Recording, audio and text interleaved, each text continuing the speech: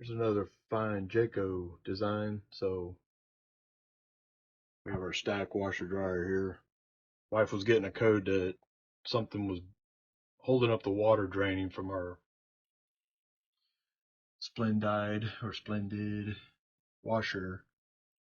And so what it is for all you RVers, because my history with our different RVs, we know of this little plug that's down here, and there's a little impeller type motor back here. I don't know if you can see it, but a lot of times if you don't get all the change out of your jeans or little marbles or something from the kids, this little impeller gets jammed, and then this water piles up in your washer and it won't go anywhere. And there's a hole on the side too, inside there. You can just feel it with your finger.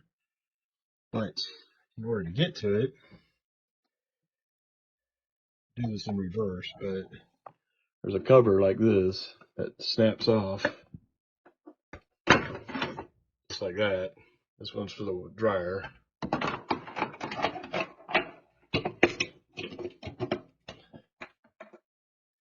And this one is for the washer. But here's the plug. But in these pre-fitted closets, they put this apron here because they think it's going to be a closet. But then when you put the washer dryer, there's no tray down there to lift these things up. So that way you can get to that cover and take care of this issue. You have to take all these screws out using a 90, and of course they use Phillips and square heads, so you'll get random screws from the damn shop, and you have to get them out of there, and then they're cracked in here. Oh, and the other genius at QC didn't catch this, but they put this mounting strip over the hole, so I can't get that screw out without, I'm gonna have to cut this strip right here anyway to get to that screw for future. But either this thing needs hinges or a tray needs to be mounted down there, build the floor up like it's made for these things, and it's bolted to the camper floor, and then the washer is bolted to that tray. So you don't have to keep doing this every time you get a coin stuck or something. Other than that, it's a little bit of need to know, and you can see where water has splashed out before because of a jam that we had, but we got all that resolved. And then another thing is Jayco decided that all the hoses and access panels had to be in the tightest space behind these things, so you can't get to them, when they could have easily just done it behind this door.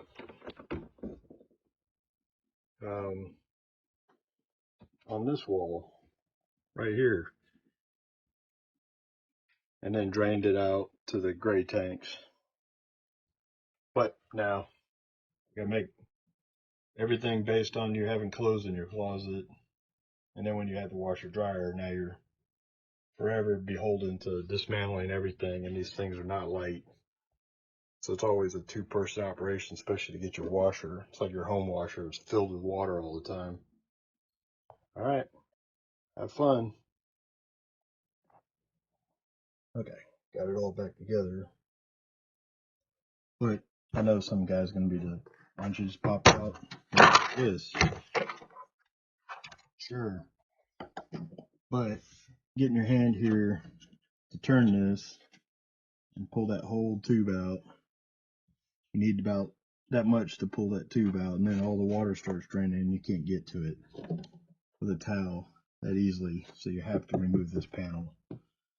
So grand old engineers need to figure something else out. Oh yeah, here's the penny. Nice and gooped up. One final thought. So to make things easier, I got these little L brackets, and instead of putting all the screws back in the holes that they did and that trim piece that was blocking the screw, I just made sure that this panel had an L bracket put to keep it from moving.